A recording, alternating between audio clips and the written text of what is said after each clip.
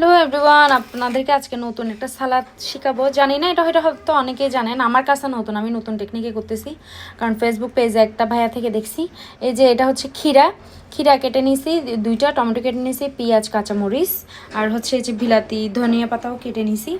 এইখানে হচ্ছে আমি টক দই নিয়ে নিয়েছি বাটিতে করে, আর এগুলো হচ্ছে বিট লবণ দিয়ে দিলাম টক দইয়ের মধ্যে।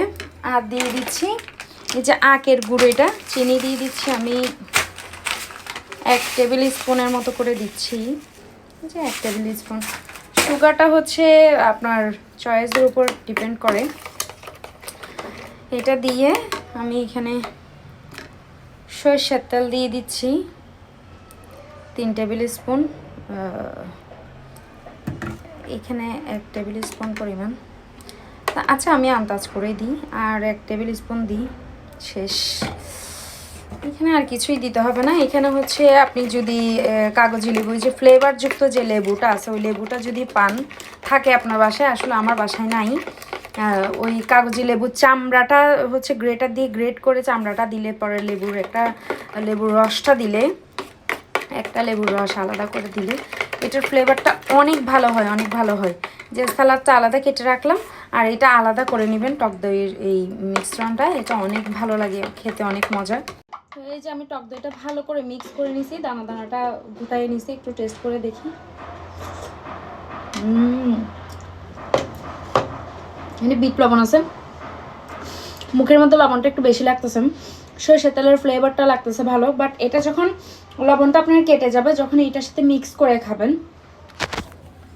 সো এই যে আমি কাঁচামরিচ, ধনিয়া পাতা, পেঁয়াজ এটাকে এমনি এক্সট্রা কোনো কিছু ছাড়া, লবণ ছাড়া এমনিতে হচ্ছে একটু কচলায় ভেঙে নিয়েছি।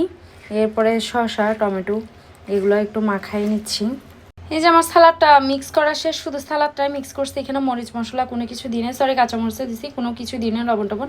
আর আমি উপর দিয়ে হচ্ছে এই যে আমার এটা একটু খেয়াল করেন, দেখেন কত স্মুথ হয়েছে, এইটা আমি উপর দিয়ে ঢেলে দিচ্ছি।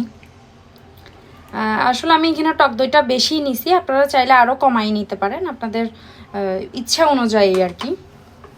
সেই যে এটা দেখতেই মাশাআল্লাহ অনেক লোভনীয় লাগতেছে। সো আপনারা যারা ডায়েট করেন, সবসময় শসা খান, টমেটো খান, টক দই খান, অন্যভাবে অনেকভাবে ট্রাই করছেন, এইভাবে ট্রাই করতে পারেন। এটা সকালে, দুপুরে, রাতে, যে কোনো টাইমে বা যে কোনো কিছুর সাথে ট্রাই করতে পারেন। পোলাও, বিরিয়ানি, খিচুড়ি সব কিছুর সাথে ট্রাই করতে পারেন। আমি একটু এমনিতে খেয়ে ট্রাই করছি। বিসমিল্লাহ। আমার এই সালাডটা আমি আজকে ট্রাই করব লাটকা খিচুড়ির সাথে। এটা পালং খিচুড়ি, পালং শাক দিয়ে কোনো এমনি সিম্পলি লাটকা খিচুড়ি করছি। যে বাটিতে টক দই মাখাইছিলাম ওই বাটিতেই হচ্ছে আমি খিচুড়িটা নিয়ে নিচ্ছি, কারণ নষ্ট কেন করব, নষ্টের পক্ষে আমি নাই। আপনারা সালাডটা হচ্ছে এমনিতেই খাইতে পারেন, বাট আমি এমনি খিচুড়ি খাবো আলাদা, সাথে একটু মিক্স করে খেয়ে দেখব। আপনাদের ইচ্ছা যে কোনোভাবে খেতে পারেন। সো এই যে আমার সালাদ আর খিচুড়ির পাশে একটু সালাদ নিয়ে নিছি, ট্রাই করে দেখি, আশা করি ভালো লাগবে। এটা আপনাদের রুচির উপর, আপনারা বললাম বারবারই বলতেছি, এটা এমনি সিঙ্গেলও খেতে পারেন, যে কোনো কিছুর সাথে খেতে পারেন। ট্রাই করে অবশ্যই কমেন্টস করে জানাবেন, এটা অনেক সুস্বাদু ছিল। সো বাই বাই, আল্লাহ হাফেজ।